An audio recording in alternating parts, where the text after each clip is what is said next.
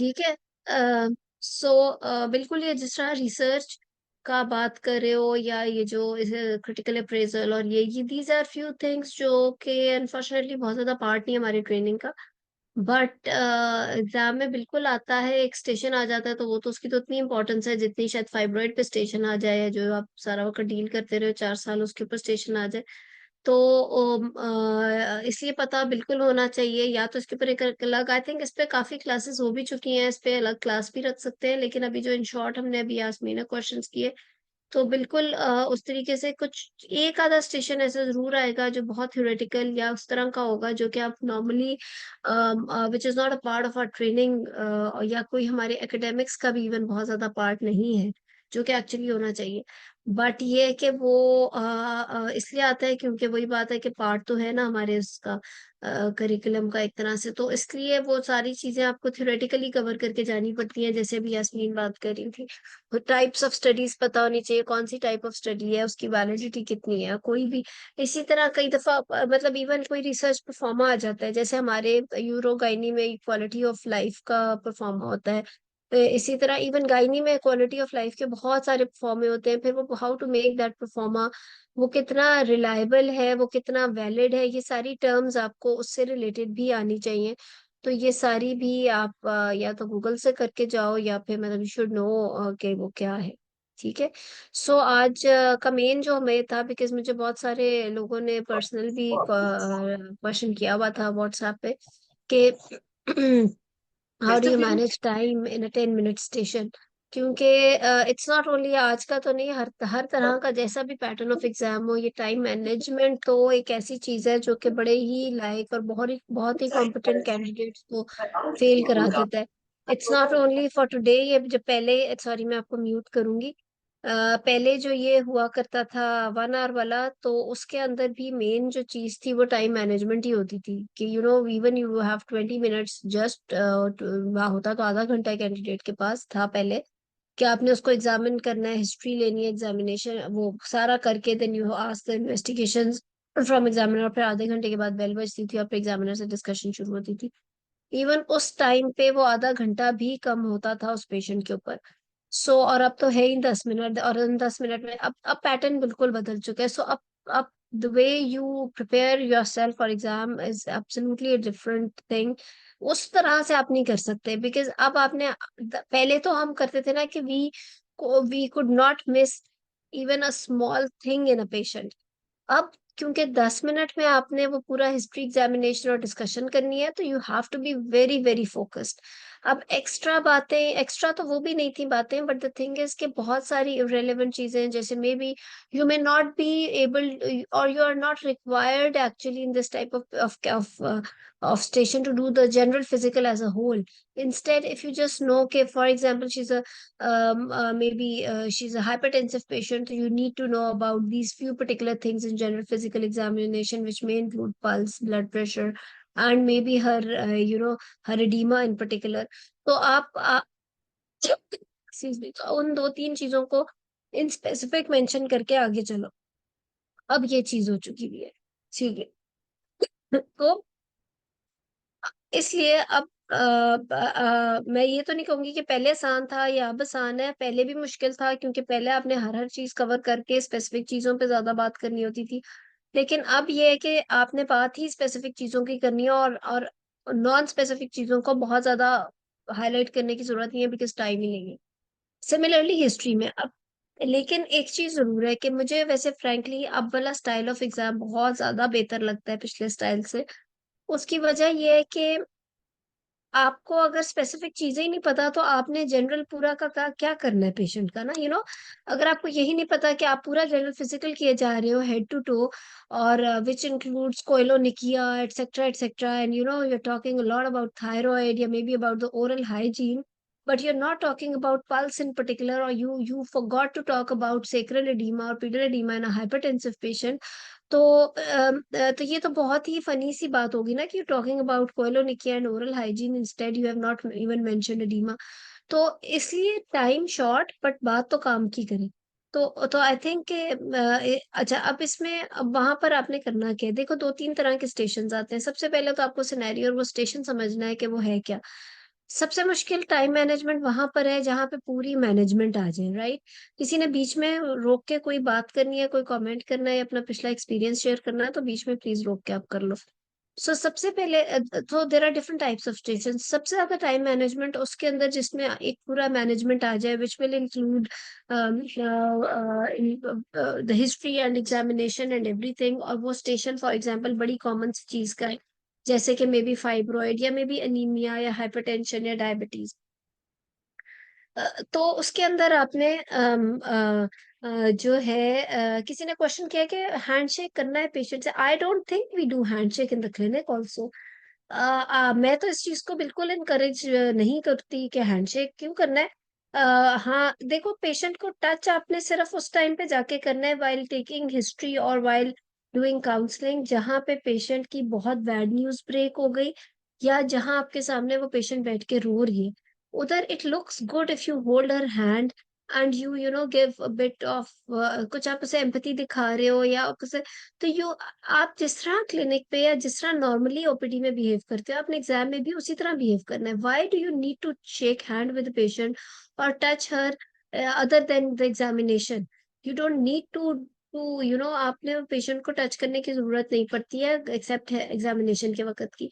हाँ लेकिन there are scenarios in your real life also और इन एग्जाम में थोड़ा एग्जैजरेटेड सिनेरियो होता है जब बहुत अच्छा रोल प्लेयर उनको मिला होता है, तो वो धाड़े मार के रो रही है या कोई खुदा ना खासा आईयूडी की न्यूज ब्रेक कर दी है, इवन एट टाइम्स आप कैंसर की न्यूज भी ब्रेक कर रहे हो, तो you feel like holding hand of a patient और फिर आप उससे बड़े अच्छे तरीके से काउंसिल करते हो कि दिस दिस हैज हैपेंड और अब आगे ये हो।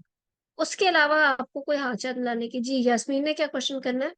मैम यही मैम ये आपने अच्छी बात बता दी कि जब पेशेंट रो रही है या जिसको वहां पे जो situation It looks good. Empathy show Even करने at वाली है। times, yes, even at times you feel आपको हग करने की भी जरूरत पड़ जाती है पेशेंट को। She is crying a lot, खुदा ना खास्ता। For example I don't think कि आपके एग्जाम में ऐसा कोई आएगा जैसे एक पेशेंट एंटीनेटली दिखा रही है। It has happened and it does happen in your real life. वो पेशेंट आई है yes and she ma'am, looks very yesterday sad and also. All, और आप उसे कहते हो कि why are you sad, why you not in the same mood जैसे हर विजिट पे होते हैं। Then all of a sudden she says कि my husband died, this happen, मतलब वो तो वो कहती है पिछले महीने my husband died and she is getting antenatal checkups with you. तो अब she is really in a bad condition कि अब आगे क्या होने वाला है, उसका बेबी आने वाला है और खुदा ना खासा some accident has occurred and husband is no more there etcetera. तो you feel like holding her hand, at times you need to hug her also. तो वो ऐसे सिनेरियोज हैं जिसमें आप एग्जाम में भी करो तो वो एक बड़ी अच्छी चीज लगती है। इस तरह कोई नॉर्मलस बच्ची आई है मदर के साथ और तो उसकी हिस्टेरेक्टमी डिस्कस हो रही है and you are being friendly to the normal's girl, at times you need to shake hands with her, आप उससे दोस्ती करते हो बच्ची के साथ एक्सेट्रा एक्सेट्रा। तो वो उसके अलावा एक आम नॉर्मल अच्छे मूड की पेशेंट से हाथ भी मिलाने की जरूरत नहीं होती। तो इट्स फॉर जी both ma'am. Male and female doctors, right? तो आप मैम ऐसे वो ही उससे हुआ है, बात कीजिए। एक प्री इक्लेम्शिया की प्राइमरी ग्रेविडा पेशेंट थी। वो हमारे पास जी एंटीनेटल वार्ड में एडमिट थी।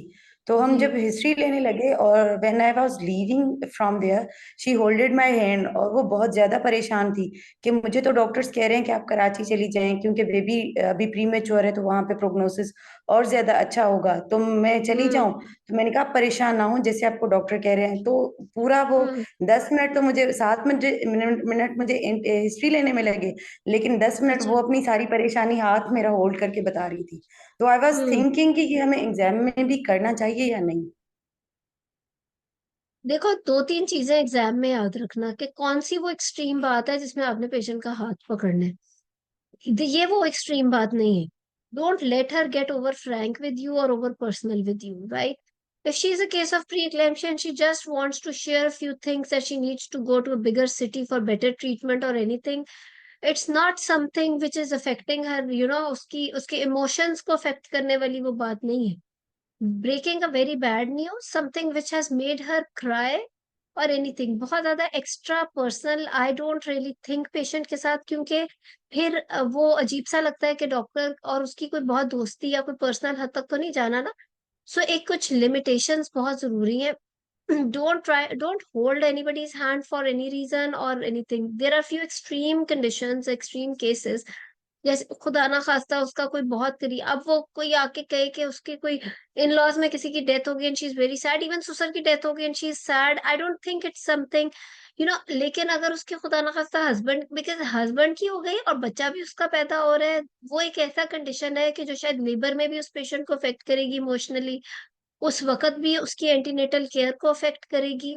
सिमिलरली खुदा ना खास्ता सम उसके आईयूडी हो गया है, या कोई ऐसी चीज हो गई, तो वो एक्सट्रीम की चीजें हैं जो आपकी मैनेजमेंट अफेक्ट कर रही हैं।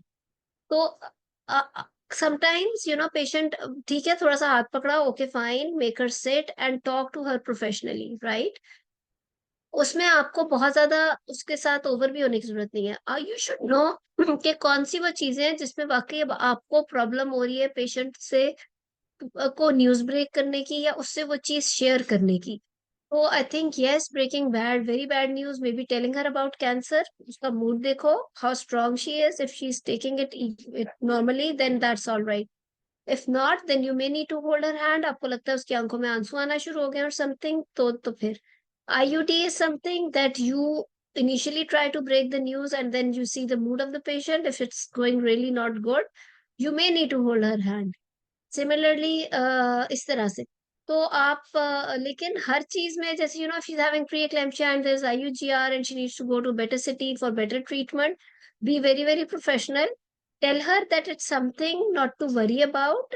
ये कुछ दिनों की ही तो बात है, आप उधर ही तो जा रही हैं, you're going for your child, और मतलब tell her to be very strong, इसमें कोई इतना इमोशनल होने की भी नहीं है। सो एट टाइम्स पेशेंट का खर्चा नहीं है कर सक रहा और समथिंग, वो भी कोई ऐसी बात नहीं है।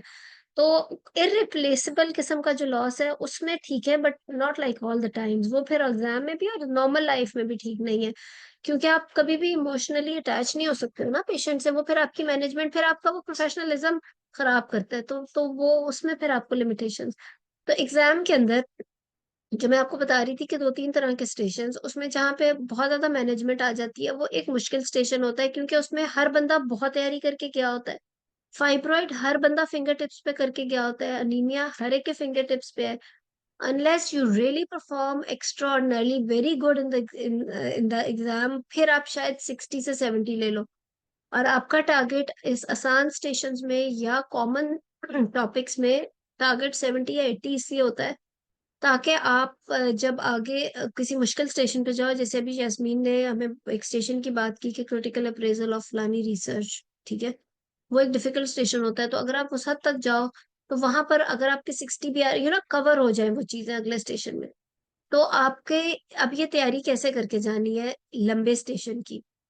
देखो दो तीन चीजें, अगर मैनेजमेंट आ गई है, एक तो बात ये है कि हैphazardly स्टेशन नहीं बने होते CPSP में, हर स्टेशन की उन्होंने टाइम मैनेजमेंट कैलकुलेट की होती है। वहां पे अगर हम ये समझ लें कि आंखें बंद करके उन्होंने स्टेशंस दे दिए हैं, इट्स नॉट लाइक दैट। एक एक चीज पे उन्होंने कैलकुलेशंस की होती हैं, there are very very good examiners and professor sitting behind जो कि उसको एनालाइज करके फाइनल एग्जाम तैयार होता है। कोई ऐसी एक्स्ट्रा ऑर्डिनरी चीज नहीं होती कि कहीं के ह्यूमनली इम्पॉसिबल हो गया, वो टाइम नहीं हो सकता था मैनेज। हर चीज हो सकती है, अगर फॉर एग्जाम्पल अगर मैं आपसे कहूँ कि हाइपरटेंशन इन प्रेगनेंसी आ जाता है, राइट, हर बंदा तैयार करके गया हुआ है वो स्टेशन। अब उसके अंदर आपने हिस्ट्री एग्जामिनेशन और क्विकली आपने मैनेजमेंट की बात करनी है, ये एक बहुत लंबा स्टेशन है, लेकिन 10 मिनट में आपने तैयारी क्या करके जानी है। देखो आपके फिंगर टिप्स पे फोकस्ड बात हो हिस्ट्री की, उस वक्त एग्जामिनर को भी पता है कि ये स्टेशन सिर्फ फोकस रहने पे है। अगर आप उसके अंदर पूरी एंटीनेटल की बात करना शुरू कर दो कि उसको नोजिया, वॉमिटिंग, फीवर, रैश, ये वो फर्स्ट ट्राइमेस्टर में था या नहीं, सेकेंड ट्राइमेस्टर में फीटल मूवमेंट कब शुरू हुई, etcetera etcetera, that's another thing. Antenatal पूरी की बात के बजाय अगर आप उसकी फोकस्ड बात करो कि ओके शी कंसीव, डेट्स उसकी कंफर्म्ड है या नहीं है, she is having chronic hypertension और नॉट, ओके, अब आकर उसे पता चला है पहले रिकॉर्ड हुआ लेकिन नहीं था हाइपरटेंशन, ये these are few things which are so important that you need to know कि if she is chronic hypertensive और she is pregnancy induced hypertension. और उसके बाद आप उसको लेके चल रहे हो and now you know exactly कि आपने उसकी हेडेक, विजन, ब्लरिंग ऑफ ये vomiting, nausea, vomiting, epigastric pain, sacral pedal oedema की बात करनी है, और आप उससे बिल्कुल इनमें से कोई चीज मिस नहीं कर रहे, राइट, क्विकली इसके ऑब्वियसली जब आप तैयारी स्टार्ट करते हो तो मैं हमेशा कहती हूँ कि you need to make notes of all the topics, ताकि आपके फिंगर टिप्स पे हो कि आपके उस टॉपिक से स्पेसिफिक बातें क्या है। तो अगर आप उसकी फर्स्ट ट्राइमेस्टर से थर्ड, फॉर एग्जांपल वो थर्ड ट्राइमेस्टर में प्रेजेंट किया, मे बी 29 और 32 वीक्स, तो आप उसको आपको एग्जैक्टली पता है कि आप राइट फ्रॉम द बिगिनिंग, जैसे आपने उसकी जेस्टेशनल एज की calculation is very important, because you need to know if she is having IUGR और नॉट। देन उसके बाद आपने उसकी हाइपरटेंशन, फिर family history of hypertension etcetera etcetera, फिर कब पता चला बीपी का, 20 वीक्स पे, उससे पहले या बाद में, any medication she has been taking, और वो सारी चीजें, और फिर उससे रिलेटेड ये हुआ क्यों उसे, मतलब may be she is having kidney disease और सम क्रॉनिक इलनेस और ऑटोइम्यून। तो ये सारी बातें कर, तो ये वो चीजें हैं जो आप, अगर if you have really prepared for the exam, तो आप hardly, may be if not 2 minutes, तो 2 मिनट्स में आप कवर कर लेते हो क्विकली। कि आप जब आपको एग्जैक्टली exactly पता है कि हाइपरटेंशन है और आपने ये बातें कवर करनी है, और एंड इफ यू थिंक कि 10 मिनट्स में 2 मिनट से ज्यादा लग रहा है और something, and you need to examine the patient and she is sitting there and you have to examine her also, तो फ्रेंकली जब आपने सही तरह तैयारी की हो तो आपने ये भी याद किया होता है, बिकॉज जब हम लोगों ने एग्जाम दिया बहुत साल पहले, 10-12 साल पहले, तब हम लोगों के पास 1 घंटा होता था, इवन वो भी कम हो जाता था, क्योंकि उसके अंदर एक पेशेंट के अंदर 3-4 चीजें होती थी, you needed to cover each and everything, एक पर्टिकुलर मतलब फोकस से ज्यादा इधर उधर की बातें भी करनी होती थी। तो उसके अंदर तो फ्रेंकली हमने जब तैयारी की होती थी ना, तो हमने ये भी तैयारी की होती थी कि जब मैं इस सवाल पे पहुंचूंगी ना, may be when I'm done with history of presenting illness and when I'm asking or about maybe obstetrical history or maybe the family history or something, क्योंकि उसमें वो भी बहुत डिटेल में लेनी होती थी, तो मैं एग्जामिनेशन शुरू कर चुकी होंगी नेल्स का। और हमने ये इस हद तक की भी तैयारी की होती थी कि जब मैं जब मैं उसकी आईज चेक कर रही हूँ अनीमिया वगैरह के लिए, या जब मैं उसका ओरल हाइजीन या ओरल एग्जामिनेशन कर रही हूँ, तो मैं ये सवाल हिस्ट्री का कर रही हूँ, राइट। तो यानी टाइम मैनेजमेंट इतनी ज्यादा तैयार की होती थी कि आप जब पेशेंट के एग्जामिनेशन के फलाने स्टेप पे पहुंचे हो, तो we use you know exactly कि आप हिस्ट्री का क्या सवाल पूछ रहे हो उस टॉपिक से related, because time management is that good. अगर बेल उससे पहले बज जाए, या आपका बीच में आपको लगे कि आपके 10 मिनट में से 6 मिनट हो गए हैं और अभी तक आपने इन्वेस्टिगेशन नहीं उसकी पूरी पता की है, एक्सेट्रा एक्सेट्रा, तो आपके हाथ पांव फूलना शुरू हो जाते हैं, फिर चीजें हाथ से निकल जाती हैं, और फिर वो स्टेशन जिसमें शायद आपको 8 या 9 स्कोर करना था, वो आप 4 भी नहीं स्कोर कर सक रहे होते हो। तो फिर आगे जाके क्या होगा, क्योंकि अभी आगे तो असल मुश्किल स्टेशन आने हैं। एग्जाम के अंदर अगर आप कहो कि 50 या 60% पेपर आपका पहले ही आउट है, यानी कि majority of the candidates know 60 और 70% of the stations, they know. ये एक इंटरेस्टिंग बात है पार्ट 2 एग्जाम की, कि उसके बावजूद पासिंग रेट कम है। हालांकि आपको मेजॉरिटी ऑफ द पेपर पता है, उसकी बात ही सारी ये है कि वो जो एग्जाम की लॉजिस्टिक्स कह लो या एग्जाम का एक तरीका कह लो पूरा, कि वहां पे आपने टाइम कैसे लेके चलना है एक स्टेशन से दूसरे स्टेशन पे। और इंटरेस्टिंग बात यह है कि exam itself is a part of your grooming for the clinical और the practical work that you'll be doing ahead इंशाल्लाह।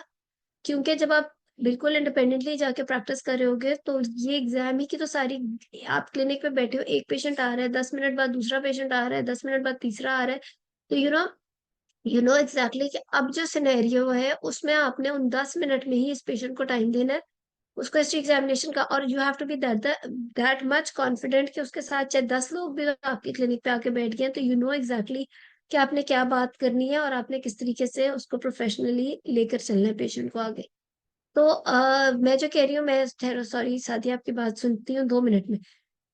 तो द थिंग इज कि जब आप कर रहे हो, मैंने आपको कहा कि तकरीबन 60% of patient already of the paper आपको पता है, यानी कि आपको 60% ऑफ योर स्टेशन पता है। और वहाँ इंटरेस्टिंगली, अब मेजोरिटी कैंडिडेट्स को पता है, तो वो उन 60% को तो ऐसे तैयार करके जाएंगे ना कि उनके 8 या 9 मार्क्स है स्टेशन में, क्योंकि वो तो आना ही है। हाइपरटेंशन आना ही है, डायबिटीज आना ही है, फाइब्रोइड आना ही है, अनीमिया आना ही है, maybe there are few chances के कार्डियक भी आ जाए। So these are those topics जो कि आने ही आने हैं इसमें।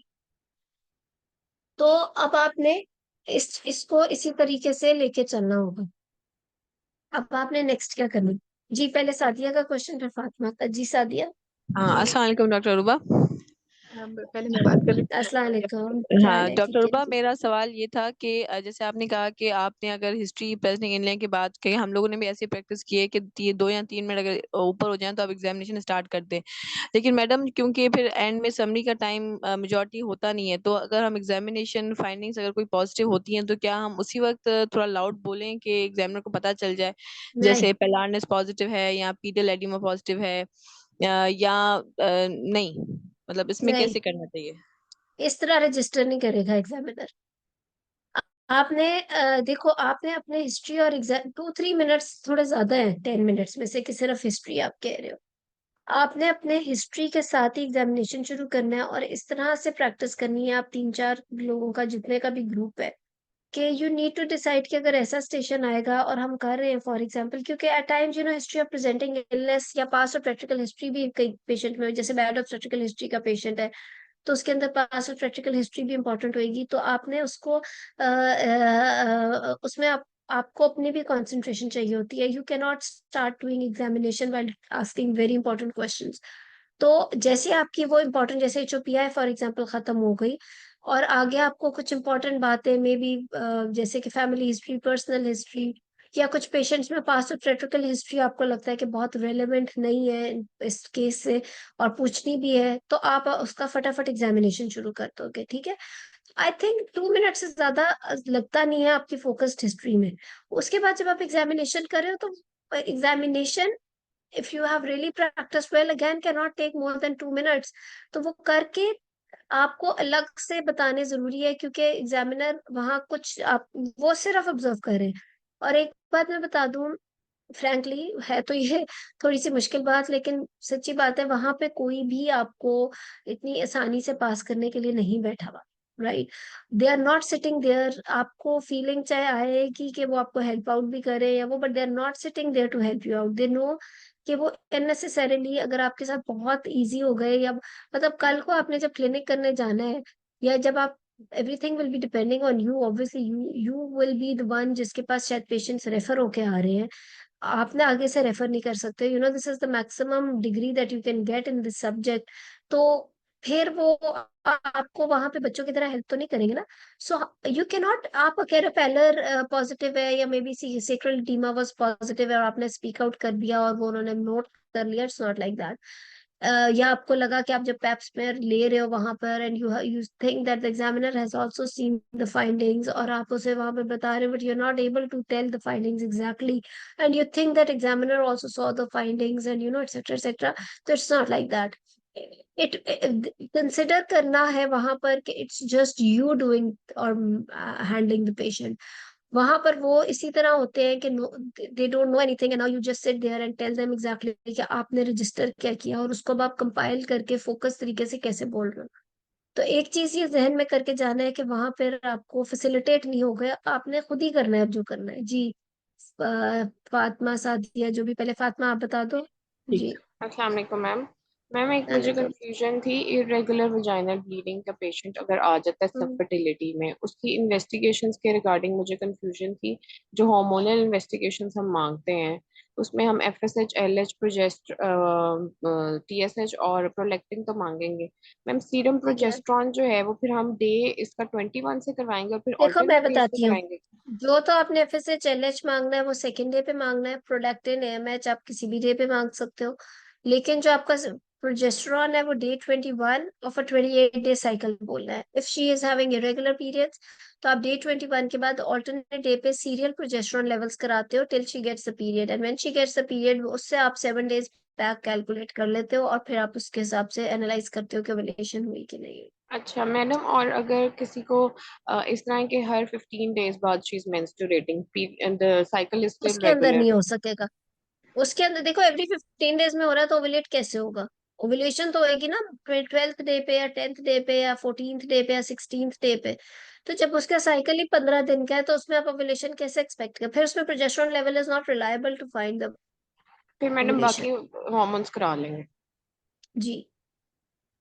ठीक है जी जी, डॉक्टर सादिया। अरूप, मैं पूछना चाह रही थी कि अभी आपने कहा कि एग्जामिनेशन के दौरान हम पूछ सकते हैं, कुछ ऐसे क्वेश्चंस होते हैं जो हमने हिस्ट्री में नहीं पूछे होते और एग्जामिनेशन पे, जैसे में वेरिकोज वेन मिल जाता है, एलोपेशिया हम्म, मिल जाता है, ओरल हाइजीन ठीक पे हमें है, ऐसे लगता है कि पेशेंट जो है तंबाकू या जो छालिया वगैरह खाती है, तो ये हम ठीक उसी है। ऑन स्पॉट से इंक्वायरी शुरू कर सकते हैं कि क्या आप छालिया खाती देखो हैं। हिस्ट्री एग्जामिनेशन के वक्त तक पेशेंट आपका है मोस्टली।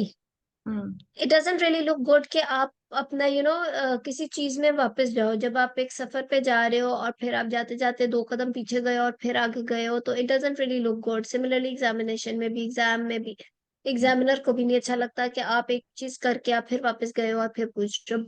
बट अगेन, ये आप सब इंसान हो। देखो अगर फॉर एग्जाम्पल आपको किसी की ओरल हाइजीन देख के लगता है कि शी इज अ स्मोकर, या कोई और ऐसे कोई ड्रग या एनीथिंग, या आपको कोई और चीज, तो if you had a patient of chronic hypertension, or if you had a patient of anything like that, maybe cardiovascular disease or something, so asking about smoking or anything like that was an important part of your history also.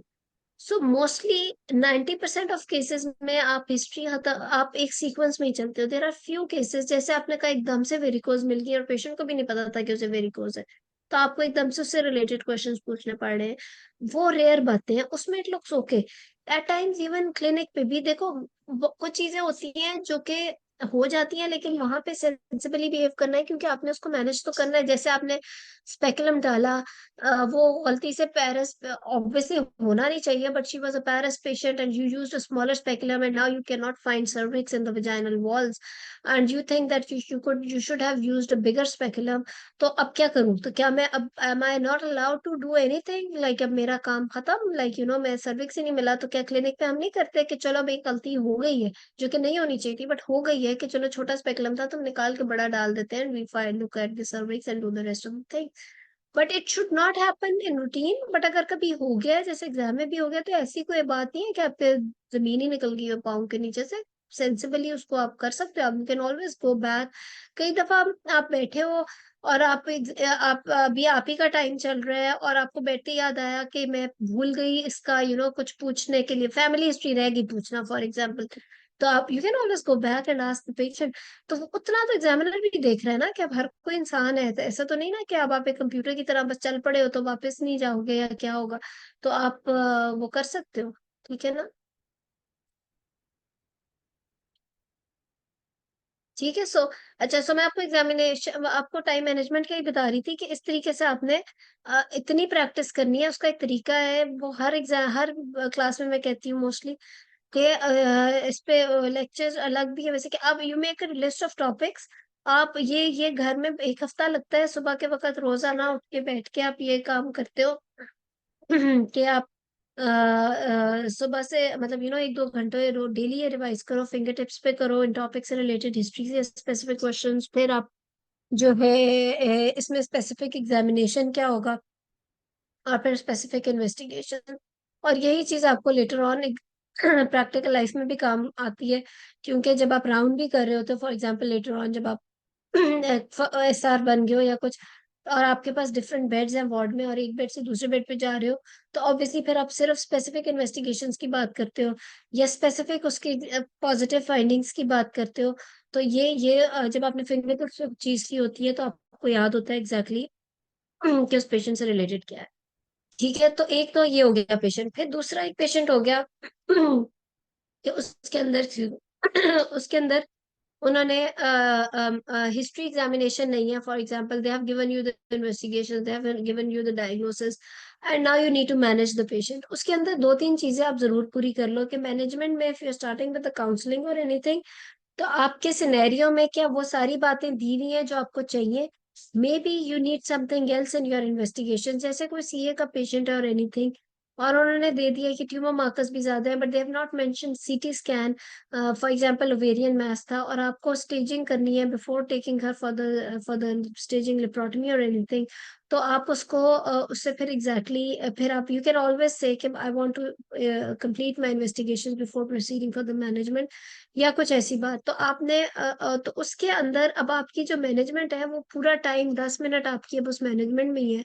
तो अब आपने उसको बहुत elaborated, like you can not miss anything if you taking her to the surgery, pre op से लेके post op तक, और फिर पोस्ट ऑप से आगे उसकी मे बी कीमो तक, वो सारी चीजें फिर उसमें डिस्कस होंगी। और प्री ऑप में obviously before taking patient to operation theatre, it's not only the present health status of the patient, जैसे कि maybe the baselines और वो सारा कुछ which is important, but also कि आपको एग्जैक्टली पता हो कि थिएटर में जाके आप करने क्या लगे हो। फॉर एग्जांपल सीए का पेशेंट है, उसके किस एक्सटेंट तक सर्जरी करने जा रहे हो, उसमें सारी प्री ऑप असेसमेंट इंपॉर्टेंट है। जैसे कि उसमें if you need to get CT done, if you need to get any medical team involve, multidisciplinary team involve, oncologist involve, क्या आपने डायरेक्ट उसकी सर्जरी करनी है या एडजुवेंट कीमो देनी है, नहीं, यानी कि शायद स्टेजिंग रिप्रोटमी या ओटी में क्या होना है उससे ज्यादा अहम उसकी प्री ऑप है, राइट।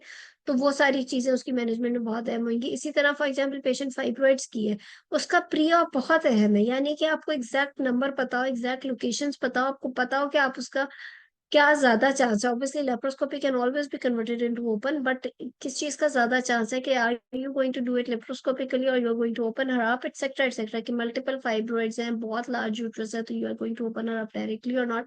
एंड देन इसी तरह इनफर्टिलिटी के पेशेंट में या कोई लेप्रोस्कोपी के पेशेंट में pre op is definitely more important. तो मैनेजमेंट को सिर्फ यही नहीं समझना कि बस पेशेंट को मैंने बता दिया, मैनेज कर लिया, बट एग्जाम में तो आपके सिर्फ 60 मार्क्स आ गए।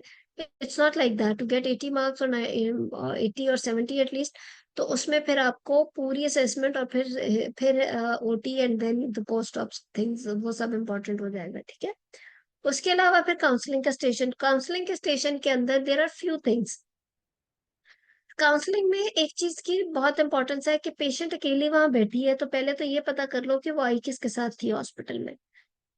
उसका मियाँ है तो उसे बुला लो, उसके कोई बाहर और बंदा खड़ा है, अगर कोई बैड न्यूज है तो it's better to call the other person inside if she is comfortable. But definitely अगर कपल है और हस्बैंड बाहर खड़ा रह गया तो जरूर ask for the husband as well.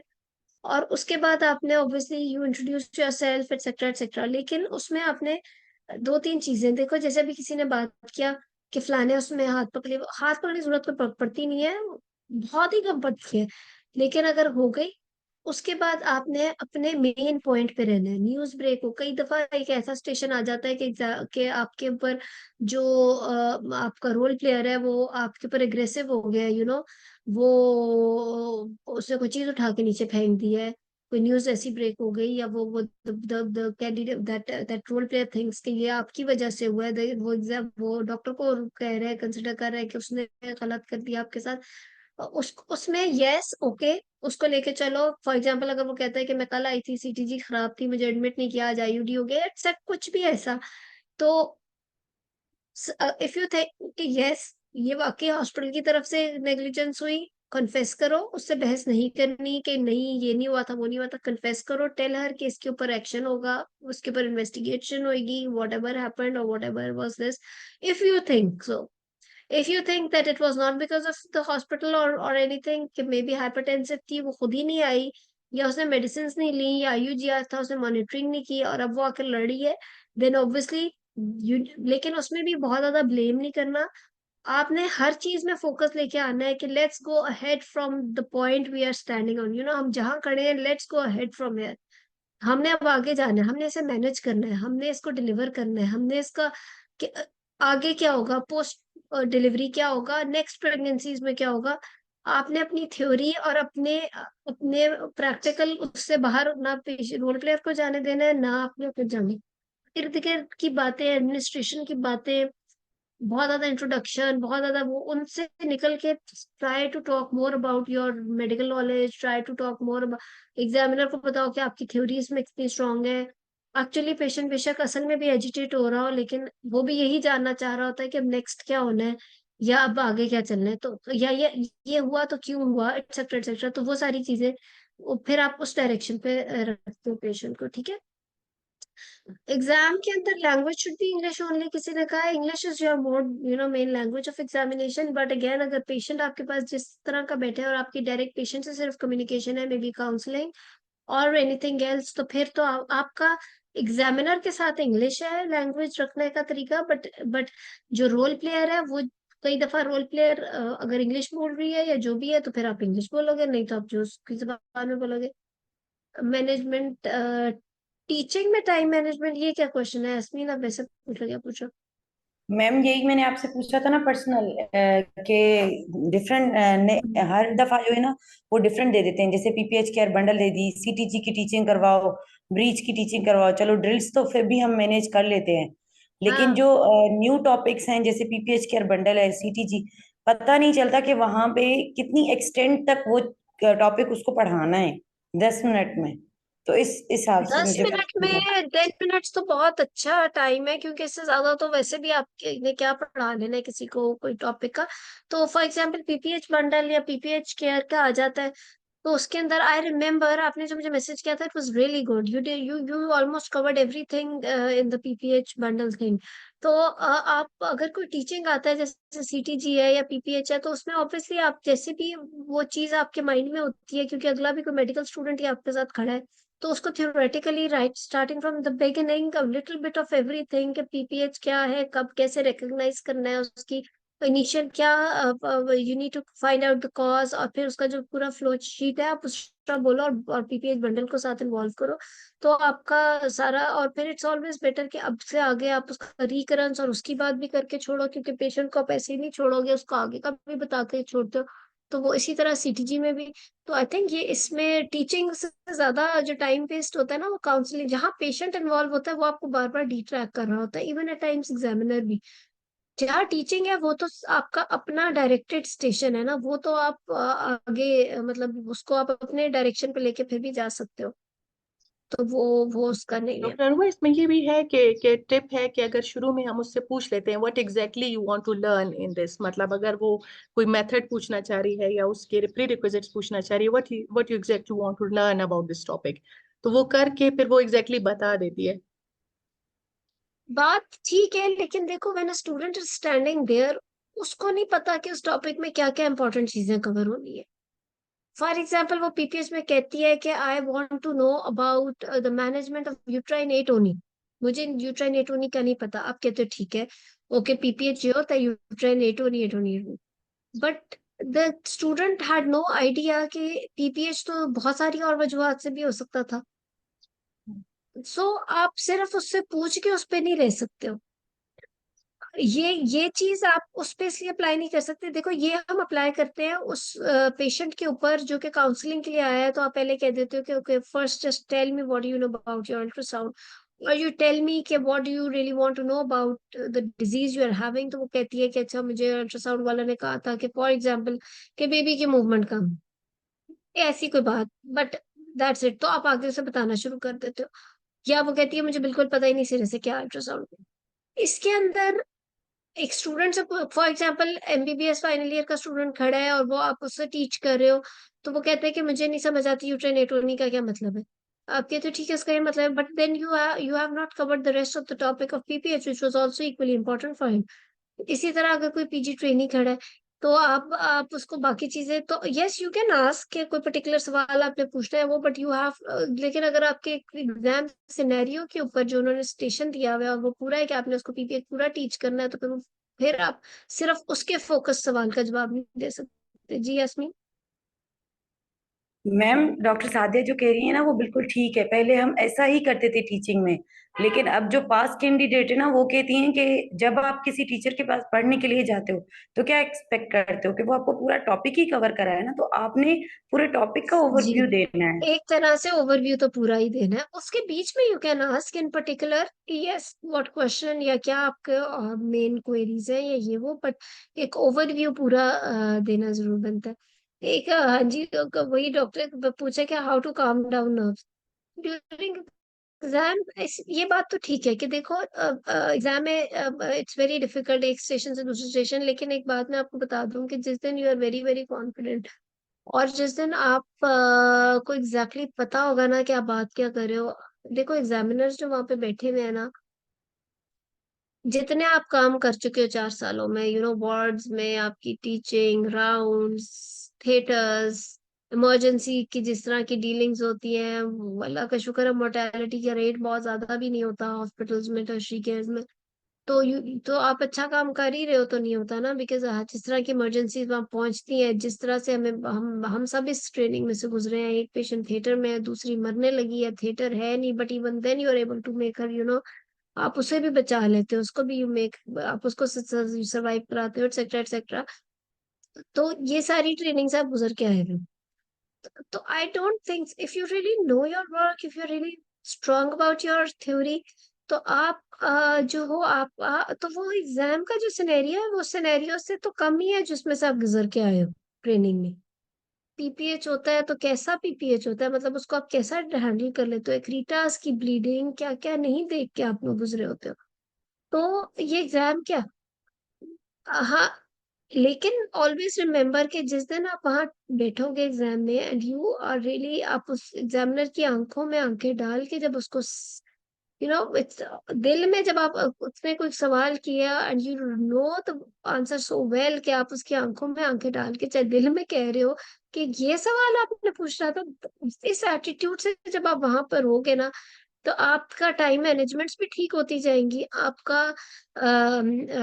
ये नर्व्स का भी प्रॉब्लम नहीं होगा, आपकी हर चीज ठीक होगी। So you just need to be very very confident and always think कि उससे कहीं ज्यादा बुरे सिनेरियो से आप गुजर के आए होते हो, क्या क्या नहीं देखा होता ट्रेनिंग्स में, एक्सेट्रा एक्सेट्रा। तो आपने, तो ये कोई ऐसी बात नहीं है, आप you can manage everything very well, just need to be strong about your theory, अपने आप को जस्टिफाई करना, वहां पर बैठ के आप मांग, उसके लिए थोड़े सी तैयारी मैनेजमेंट, हाथों फैलाने की बात नहीं होती है। अगर कोई एक आधी गलती हो गई है बट यू नो हाउ, जैसे मैंने कहा स्पेकुलम डाला नहीं मिला cervix, you think that you need a bigger speculum, just need to be very confident. कोई ऐसी बात नहीं होती चीजों में कि आप कहो कि प्रोलैप्स था पेशेंट का बाहर नहीं निकला, तो be very confident and very gentle to the patient. आप उसको लेफ्ट लैटरल करके उसका टेनेकुलम डाल के आप आराम से उसका सर्विक्स बाहर निकाल सकते हो, अगर वो कह रही है मुझे प्रोलैप्स है तो आप लेकिन अगर वही हाथ पांव फूल जाएंगे बगैर किसी, वो तो तब फूलेंगे जब आपके अपने अंदर कॉन्फिडेंस की कमी होगी। तो जब आपको पता है कि आपने प्रोलैप्स का एग्जामिनेशन सही कर लोगे आगे, या आपको पता है कि आप मतलब जब आप बहुत प्रैक्टिस करके गए हुए हो तो फिर नर्व्स को कंट्रोल से बाहर होने की जरूरत नहीं होती। ठीक है ना। जी साथिया। अस्सलाम वालेकुम, thank you so very much doctor Aruba, आपने बहुत अच्छी अच्छी टिप्स बताई। डॉक्टर अरूबा, हमारा जो एग्जाम है वो 5 दिन का है।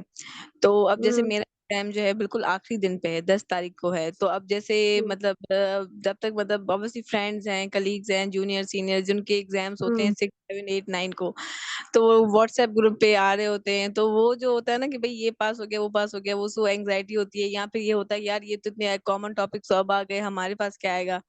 तो वो जो एक हम्म। साइकोलॉजिकल थिंग है कि उसमें फिर हमें क्या करना चाहिए, लाइक अगर हमारा एग्जाम बिल्कुल लास्ट डे पे है और हम्म। 4 दिन के स्टेशंस आ गए हैं, उनको हमें प्रैक्टिस करना चाहिए, रिवाइज करना चाहिए, या उसके अलावा टॉपिक्स को पढ़ना चाहिए, रिवाइज करना चाहिए? इसके बारे में आप कुछ गाइड करना चाहें तो। देखो मैं बताती हूँ, एक चीज तो ये कि ये सोचना कि आसान टॉपिक पहले आ गए या मुश्किल क्या, ये तो होता है। सच्ची बात बताऊं, द थिंग इज कि इसमें थोड़ी सी लक भी आती है अल्लाह की तरफ से, इसमें ना सीपीएसपी का कोई मैं कहूंगी कसूर है, ना किसी एग्जामिनर्स का, ना एग्जाम बनाने वालों का।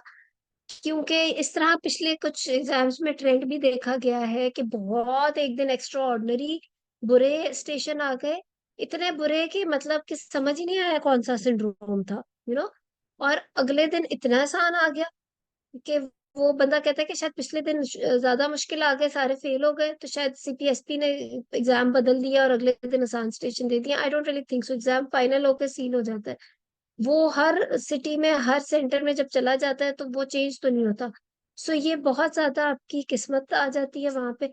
और लेकिन एक बात मैं बताऊं, जो बहुत मुश्किल स्टेशन होते हैं ना, वो फिर जो पूरा सर्कल चल रहा होता है ना उन सारे कैंडिडेट्स का, वो सबके लिए मुश्किल होते हैं, वो एग्जामिनर के लिए भी मुश्किल होते हैं।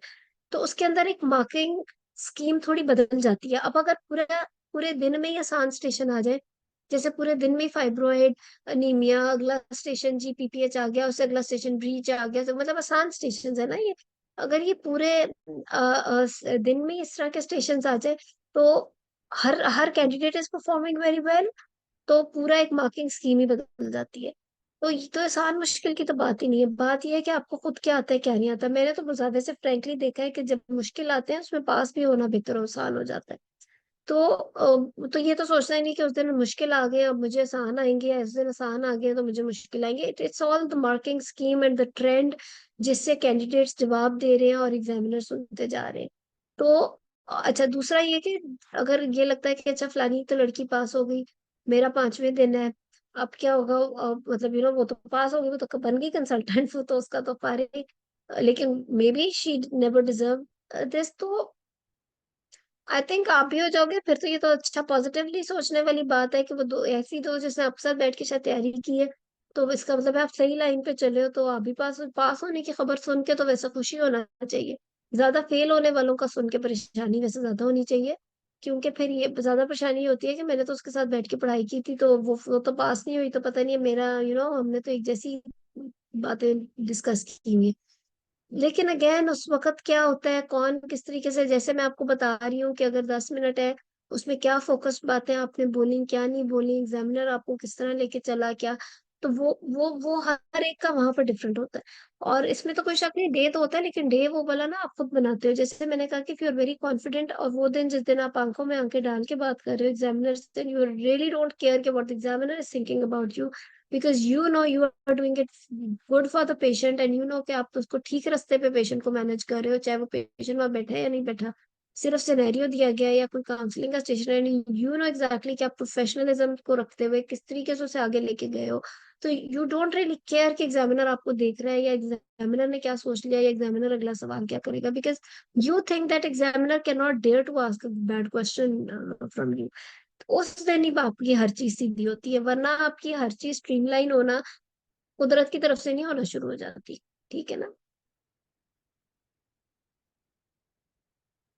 और कोई एक्सपीरियंस? आज तो हमने सारे एक्सपीरियंसेस की बातें कर ली। अगली दफा मुझे टॉपिक आज ही क्लास के एंड पे देना और वॉलंटियर करना, ताकि थोड़ी पढ़ाई की क्लास भी कर ले। लेकिन आज I think these were very important things. Please always remember, आज की क्लास में दो बड़ी अहम बातें हमने की हैं जो मैं फिर बताती हूँ। एक तो ये कि अपनी तैयारी इस तरह करें कि make a list of all the possible scenarios, जो कि 60% पेशेंट आउट है उसकी लिस्ट बनाए, उसको इतना ज्यादा प्रिपेयर करें, focused points. You should know exactly कि आपने उसकी हिस्ट्री में 6 बातें पूछनी है तो क्या पूछनी है। Like you can not miss, जैसे मैंने हाइपरटेंशन की आपको एग्जांपल दी, कि आपने उसको राइट फ्रॉम द बायोडेटा क्या इंपॉर्टेंट है, हिस्ट्री ऑफ प्रेजेंटिंग इलनेस में प्रेजेंट सिम्टम्स से लेके कॉज पॉसिबल के ऑटोइम्यून की बातें एक्सेट्रा एक्सेट्रा। और उसके बाद इसी तरह एग्जामिनेशन में इनपुटिंग या कोई मेडिसिन जो बोलेगी, उसके बाद एग्जामिनेशन में बहुत पर्टिकुलर बातें।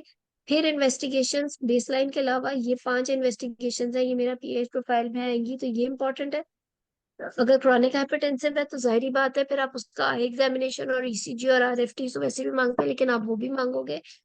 तो ये चीजें इंपॉर्टेंट आपको एग्जैक्टली पता हो। You can not miss anything, because this is the station जो हर बंदा तैयार करके गया है। तो इस तरीके से आपने हर टॉपिक को करना है।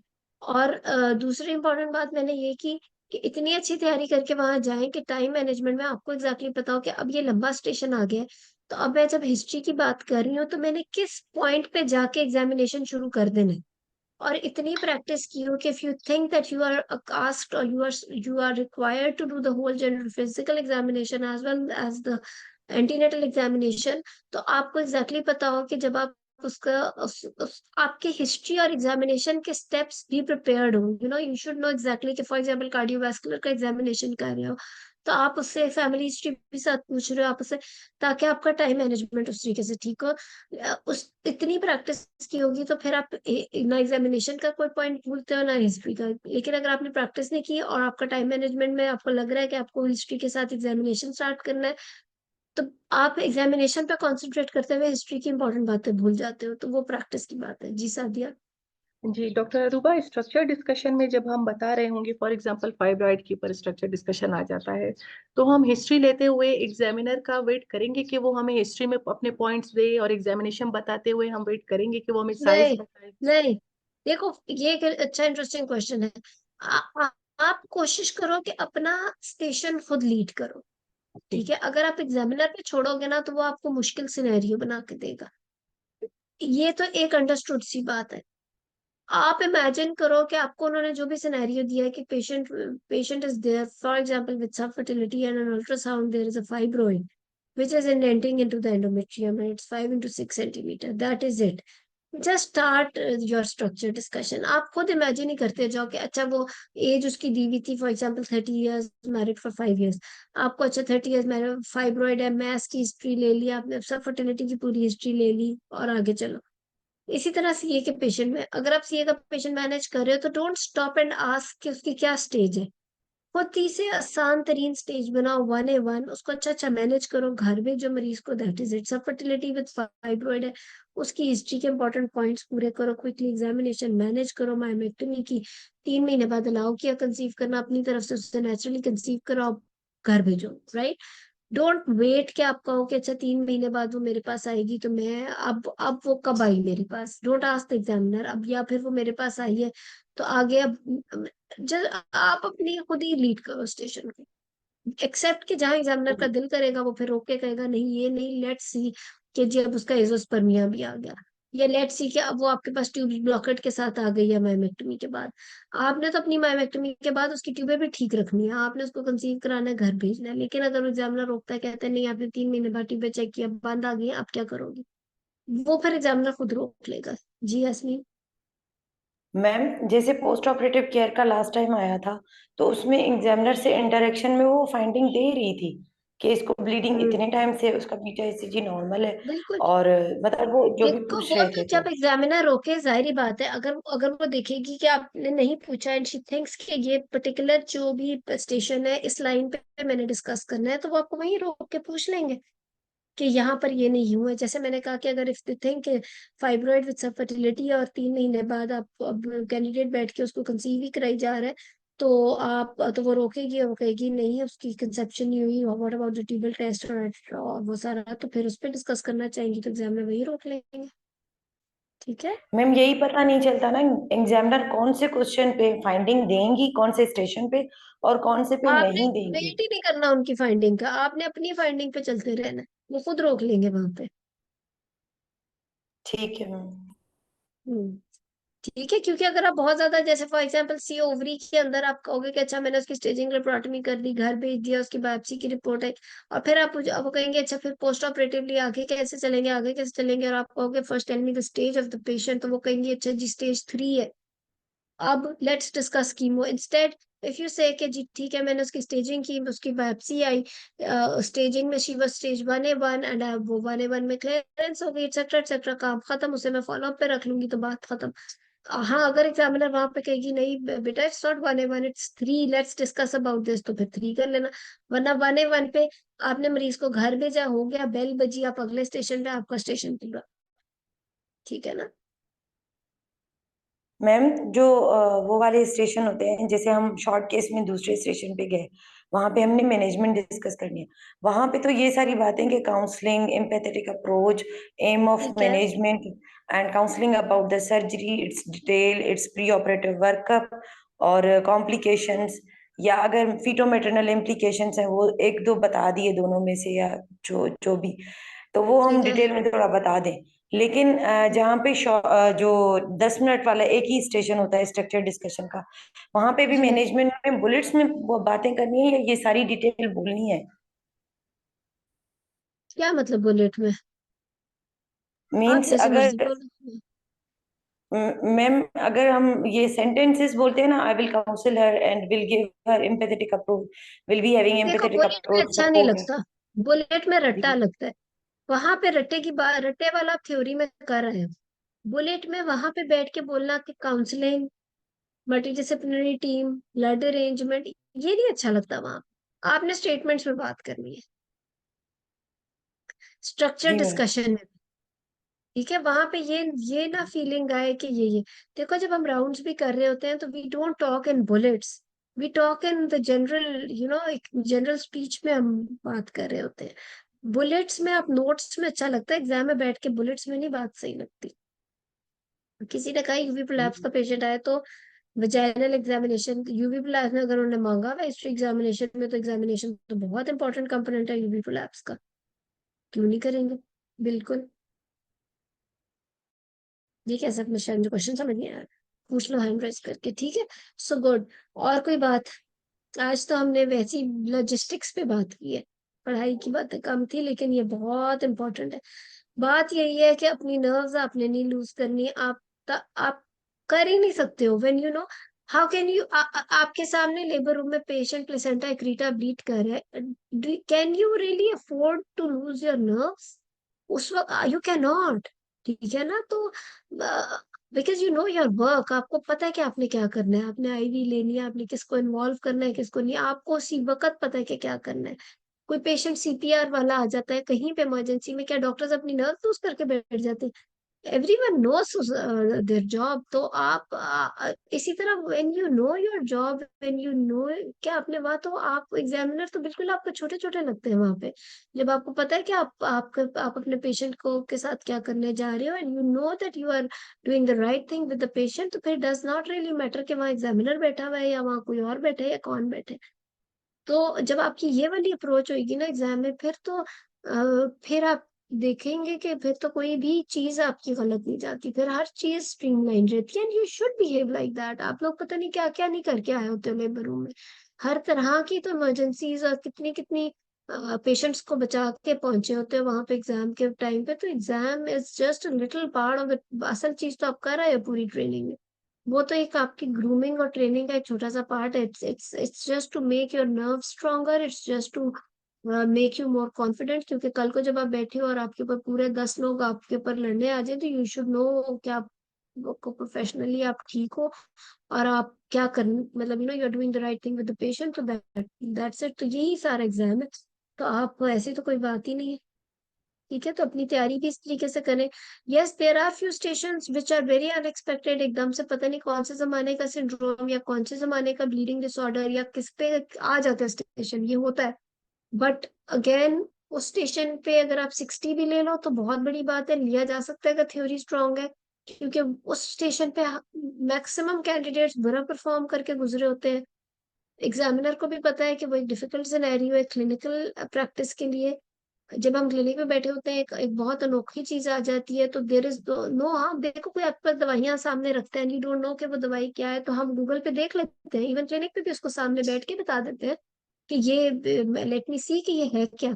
इसी तरह कोई ऐसा है तो हम क्लिनिक पे बैठ के इवन पेशेंट के सामने नहीं, किसी से अगर हमने मशवरा लेना उसके सामने कॉल कर देते हैं कि let me ask my, you know may be colleague, let me get an idea, और इफ नॉट तो हम उसे कहते हैं नेक्स्ट विजिट पे आना, let me discuss it with, if you think that you need to discuss with an oncologist or you need to discuss with a hematologist or anyone else, तो similarly exam में भी आप वो जो difficult चीज है वो हर एक के लिए डिफिकल्ट है, तो कोई ऐसी अनोखी बात नहीं होती है, लेकिन आसान चीजों पे नहीं माफी।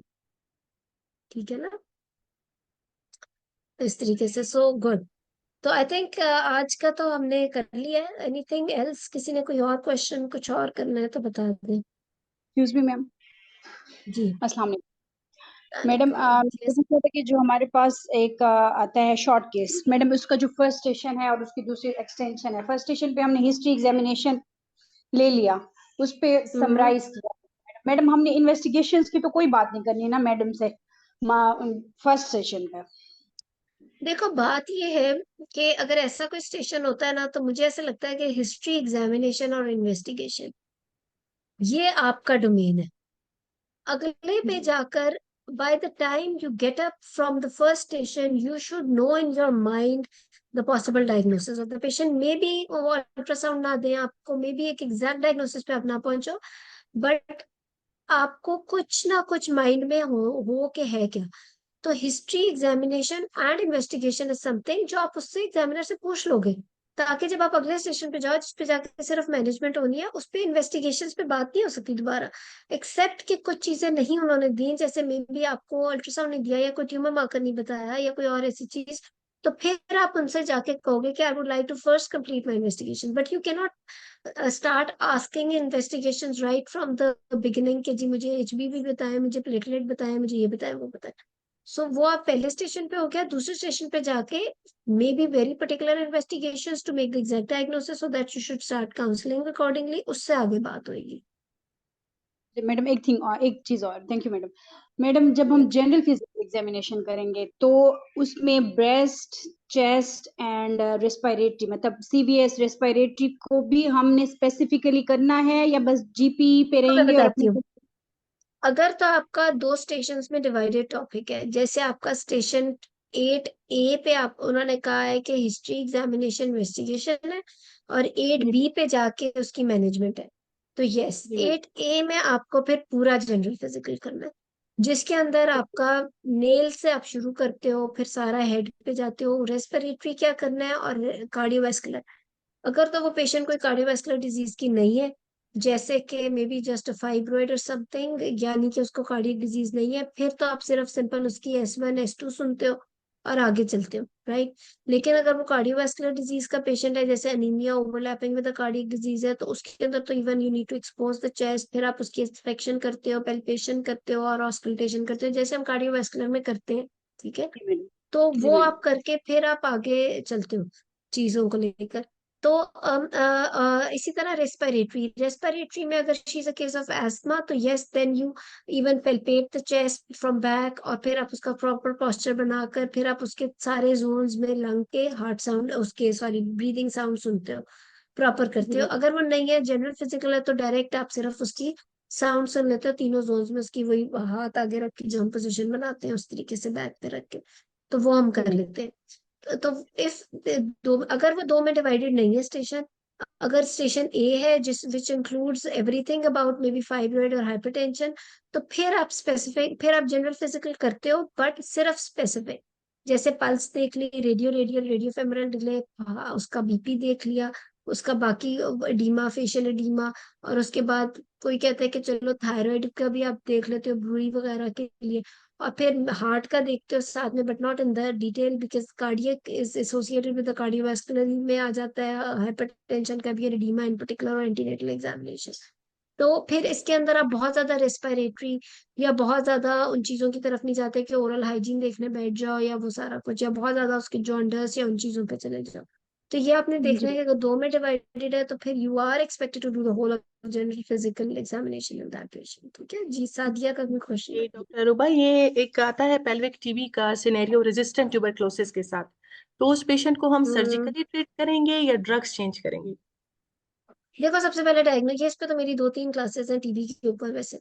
उसके अंदर सबसे पहले डायग्नोसिस बड़ा इंपॉर्टेंट है कि क्योंकि टीबी का डायग्नोसिस बहुत डिफिकल्ट है, पेल्विक ट्यूबरक्लोसिस का इन पर्टिकुलर। चेस्ट टीबी में सिम्टम्स आ जाते हैं, गट की टीबी में सिम्टम्स आ जाते हैं, पेल्विक टीबी में सिम्टम्स ही नहीं आते, एक्सेप्ट कि वो इनफर्टिलिटी के साथ प्रेजेंट करे। तो मोस्टली जो पेल्विक ट्यूबरक्लोसिस है वो तो डायग्नोसिस ही सर्जिकली बनता है, या फिर क्लिनिकली अगर बन रहा हो तो वो एडिनेक्सल मैसेज के साथ होती है। फिर वो कंफ्यूजन शुरू हो जाती है कि सीए वर्सेस टीबी, क्योंकि टीबी में भी CA1 to 5 उतना ही ज्यादा होगा और सीए में भी उतना ज्यादा होगा, उसमें भी कॉम्प्लेक्स सिस्ट होगी, उसमें भी कॉम्प्लेक्स सिस्ट होगी, उसमें भी सीटी के ऊपर वाइड स्प्रेड आएगा, टीबी में भी वाइड स्प्रेड आएगा। तो इसके अंदर यस, वो जो IgRA इम्यूनो एसिड टेस्ट होता है टीबी का, आप वो कराते हो, उसकी सेंसिटिविटी ज्यादा है। But then again at times अगर तो टीबी प्रूव हो जाता है और वो इतना वाइड स्प्रेड है कि एडिनेक्सल मैसेज बने हुए हैं और आपको लगता है कि वो और भी जगहों सर्फेसिस पे गया हुआ है, तो आप पहले ATT देते हो और फिर उसके बाद उसकी डेफिनेटली लेप्रोस्कोपी करते हो for the tubal patency and everything, ताकि उसके फर्दर लेके चल सको ट्रीटमेंट के लिए। अगर फॉर एग्जाम्पल एडिनेक्सल मैसेज नहीं है and you just have a suspicion कि टीबी हो सकता है बिकॉज उसकी फैमिली हिस्ट्री थी ट्यूबरक्लोसिस की या कुछ और ऐसा, तो फिर there is because it's not very wide spread, तो फिर आप उसका बिल्कुल लेप्रोस्कोपिकली रिपोर्ट डाल के देख लेते हो, तो आपको डिफरेंट ट्यूबरक्लोमास मिल जाते हैं, then you make the diagnosis. और फिर आप तो इफ यू देखो फ्रैंकली, अगर तो all of a sudden surgery में इवन लेप्रोस्कोपी कर रहे हो या ओपन कर रहे हो, उसमें आपका टीबी का डायग्नोसिस बनता है, there are massive adhesions frozen है, तो उसमें तो वो कहते हैं कि आप क्लोज कर दो और पहले पेशेंट को ATT दो, उसके बाद उसको करो, इंस्टेड कि आप उसकी बहुत ज्यादा सर्जिकल इंटरवेंशन करो, और फिर कहीं जाके फिर फिस्टुलास बन जाए या फिर कोई और खुदा न खास्ता ऑर्गन डैमेज हो जाए, तो वो बुरा है। However, if it's not a widespread tuberculosis and you're doing surgery, आपको लग रहा है कि फ्लिम्जी एडिशंस है, थोड़ी बहुत ट्यूबें स्ट्रेट हो रही है, दैट यू कैन डू ट्यूबरक्लोमा, लो उसकी बायोप्सी करो और उसके आपको माइक्रोस्कोपी के अंदर ही ट्यूबरक्लोसिस डायग्नोसिस हो जाएगा। तो फिर आपको वो फिर आप उसको ATT देते हो, फिर उसके बाद at times you need to do the tubal patency test again done after 9 months of treatment, और फिर आप उसे फर्दर लेके चलते हो, ठीक है। डॉक्टर मतलब एक्टिव इन्फेक्शन चाहे टीबी का हो या चाहे कोई भी और बैक्टीरियल इन्फेक्शन सस्पेक्ट करें, पस पड़ा हुआ है, पस पॉकेट्स बने हुए हैं, रिमूवेबल नहीं है, बस क्लीन ठीक नहीं है कर सकते, तो हम बंद हम्म करके फिर जो देखो, है पहले अगर उसको तो वो टीबी वाली एंटीबायोटिक। पस है, देखो देयर इज अ डिफरेंस, अगर तो वो टीबी वाला तो केजियस मटेरियल होगा ना, टीबी में पस नहीं होगी। सो अगर तो वो टीबी है तो फिर तो ATT, अगर पस है विच में भी माइक्रोबियल, तो फिर तो आपको वो ड्रेन करनी पड़ेगी ना। जी ma'am, like tubo ovarian abscess है किसी और वजह से, बैक्टीरियल एब्सेस में तो क्लेमाइडिया सर्जरी या करनी पड़ेगी, गोनोरिया। उसमें तो you can not leave it, एक एब्सेस ही बन गया अंदर, 5 सेंटीमीटर के एब्सेस के साथ आ गई है, and it's not tuberculosis, then you have to operate on her, you have to remove that pus and then you give the treatment, you can not leave the pus inside. वो सिर्फ antibiotic से तो ठीक नहीं होगा। जी 10 महीने के अगले में एग्जाम शुरू हो चुका होगा। सो ये जो आपने क्वेश्चन किया ना कि फीटल हार्ट कैसे मेजर करेंगे, एग्जाम के अंदर क्या प्रॉब्लम हो रही होती है, फंडल हाइट, यू नो हम मेजरिंग टेप से करते नहीं है नॉर्मली, और एग्जाम में जाके मेजरिंग टेप या एग्जाम से महीना पहले मेजरिंग टेप से हम प्रैक्टिस शुरू कर देते हैं, और फिर वो हाथ पांव फूल जाते हैं, क्योंकि हैंड से हमें 34 वीक्स लग रही थी, बाय डेट्स भी वो 34 वीक्स थी, लेकिन हमने जब मेजरिंग टेप से किया तो वो तो पता नहीं 36 वीक्स आना शुरू हो गया इस तरह। इसी तरह भी जैसे नुसरत ने क्वेश्चन किया कि फीटल हार्ट हम स्टेट से ले या हम, देखो बात सुनो मेरी, the thing is you should know the findings, आपको पता होना चाहिए कि बेबी जो है वो फीटल हार्ट उसके लिए कि वो 34 वीक्स है या 32 वीक्स है, आपको पता होना चाहिए कि टोटल टू, कई दफा बेबी या मदर की बॉडी की शेप ऐसी होती है कि वो fundal height, but you know baby is 34 weaker. आप लोग तो 4 सालों में इतना एग्जामिनेशन करके आए होते हैं कि you don't even need to get the ultrasound done, and you know exactly कि बेबी की पोजीशन क्या है, बेबी का वेट कितना है, एंड वी नो कि एट टाइम जब हम वेट करते हैं तो शायद हम ज्यादा बेहतर कर लेते हैं अल्ट्रासाउंड फाइंडिंग से भी, हमें पता होता है बेबी का वेट कितना है, अगर वो 2 kg है तो डेफिनेटली वो 34 वीक करी है। तो ये तो नहीं ना कि अगर टेप ने 32 बता दिया है तो वो 32 नहीं, वो 34 नहीं है, वो 32 है। दो चीजें, देर इज नो हार्म कि अगर आप फिंगर से भी कैलकुलेट कर लो फंडल हाइट, हाउएवर अगर इफ इट इज रिक्वायर्ड कि आप मेजरिंग टेप भी यूज करो तो आप रख सकते हो, बट देन अगेन आप कह सकते हो कि मदर की बॉडी की शेप ये वो, but you know the growth of the baby, examination के ऊपर वी नो इट एग्जैक्टली, क्योंकि डिफरेंट पॉपुलेशन में डिफरेंट होता है, और मेजरिंग टेप हमारी पॉपुलेशन पे कितना एप्लीकेबल है, I don't really think so. Similarly steth versus sonicaid for fetal heart rate, frankly जब हम इतना, हम लोग तो पेट की शेप देख के बता सकते हैं कि फीटल हार्ट कहाँ मिलेंगे। I am sure 90% of you who are in the class know exactly what I am saying. जैसे ही आपने पेशेंट का एब्डोमेन एक्सपोज किया and she is pregnant, you can see that place जहाँ फीटल हार्ट मिल रहे हैं। हमें तो इतने हम एग्जामिनेशन कर चुके होते हैं ट्रेनिंग में और वैसे भी, क्यों? क्योंकि यू नो एग्जैक्टली अगर if it is a cephalic baby तो आपने लाइकस के किस साइड पे स्टेथ या फीटोस्कोप रखना है तो आपको फीटल हार्ट मिल जाना है। एक एक निशानी ये होती है कि जो थोड़ा सा भी प्रोट्रूडिंग पार्ट होता है अम्लाइकस के साथ का, वो जो प्रोट्रूडिंग पार्ट होता है वो बेसिकली एल्बो होती है पेशेंट बेबी की, और वो थोड़ा सा आप गौर करना अगर जिसने नहीं किया इस बात पे गौर, वो थोड़ा सा प्रोट्रूड आउट कर रहा होता है अम्लाइकस की किसी एक साइड पे, and that is the place where you should put the stent or the fetoscope and you will find the fetal heart there, क्योंकि वो जगह होती है जहां पर आपको नीचे हार्ट भी उसी के नीचे बिल्कुल मिलता है। ठीक है, वो जिसे कहते हैं ना बैक होती है बेबी की और उसके ऊपर से आप, सो सो इसमें कोई अच्छा फीटोस्कोप से लेना है या स्टेथ से लेना है, मेरा तो ख्याल है doesn't really make any difference if you have steth. आपने रखा कहाँ है, रखते हुए you are looking at the face of the patient, number 1, ताकि उसे पेन तो नहीं हो रही। नंबर 2, एक हाथ आपका अगर स्टेथ के ऊपर है तो दूसरा हाथ पेशेंट की अपनी पल्स के ऊपर है, किस तरीके से आप ले रहे हो वो मैटर करता है, ले किस चीज से रहे हो ये। अब कोई बंदा, someone has put foetoscope on the right place on the tummy of patient, और उसे फीटल हार्ट की आवाज आ रही है लेकिन उसका मुंह पेशेंट के फुट एंड की तरफ है, वो देख ही नहीं रहा, माँ बेचारी को पेन हुई जा रही है और उसने मुंह किया हुआ है पाँव की तरफ, और पता ही नहीं है कि मदर की पल्स ले रहा है या बेबी की पल्स ले रहा है। So if you are using a foetoscope also, आपने मदर के पेट के ऊपर रखा foetoscope, you are listening to the foetal heart, और आपका फेस है towards the face of the mother, you need to know exactly if she is not uncomfortable. दूसरा हाथ आपने मदर की पल्स के ऊपर रखा हुआ है और साथ आप फीटल हार्ट गिन रहे हो, तो that is the right way to check the fetal heart. Either you are checking it with a fetoscope or a steth. But yes, I think exam में fetoscope को ज्यादा अच्छा माना जाता है। ठीक है, सो गुड। तो so I think we are done, इंशाल्लाह थैंक यू अच्छा मैम। हो गया, हमने कर लिया सारा। ये आज की क्लास तो बल्कि बहुत इंपॉर्टेंट थी, स्पेशली अगली दफा से आपका एग्जाम शुरू हो जाना है, तो ये सारी चीजें आई होप कि छोटी छोटी टिप्स हैं जो आपको काम आ जाए। इंशाल्लाह वहां जाके। एक्सक्यूज मी मैम, और थैंक यू मैम। जी, ये वेलकम जी नजर। मैम एक और छोटा सा क्वेश्चन है मैम, अगर सिनेरियो में ऑप्स का जैसे पेशेंट है ना शॉर्ट केस, और उसमें मेंशन है कि पेशेंट 36 वीक्स पे है, तो उसके बावजूद हमने पेशेंट से एलएमपी पूछनी भी है और उसकी डीओपी कैलकुलेट भी करनी है, नहीं नहीं, या हम डोंट उसको वेस्ट योर कंसीडर टाइम। कर लें कि ये 36? Don't repeat things which are already given in the scenario. वो सिनेरियो आपके लिए एक हेल्प है बाय द एग्जामिनर और फॉर बाय द एग्जामिनेशन, कि आपको वो चीजें पता है। Don't waste your time on it. अगर if they are saying that she's at 36 weeks, she is at 36 weeks. Why are you wasting your time in calculating the DOP again? उस scenario पे printed लिखा हुआ है कि patient is at 36 weeks and she has presented with IUGR, for example, and by date she is sure of dates telling 36 weeks. तो she is at 36 weeks। ज्यादा से ज्यादा आप अगर डिस्कशन में कह सकते हो कि उसे बता दो एग्जामिनर को कि श्योर ऑफ डेट्स मुझे सिनेरियो में दिया हुआ है, that is why I not mention it again. But you don't need to calculate it again. Instead आप कोई इंपॉर्टेंट चीज छोड़ दोगे क्योंकि टाइम बहुत लिमिटेड है।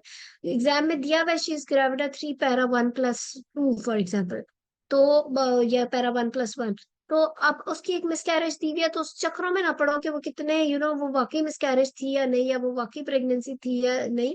वो दिया है इस सिनेरियो में, तो वो सही बात दी हुई है। ठीक है, जी thank you ma'am, thank you. तो इस तरीके से तो इंशाल्लाह ठीक है, good. So be very confident, और कोई इधर उधर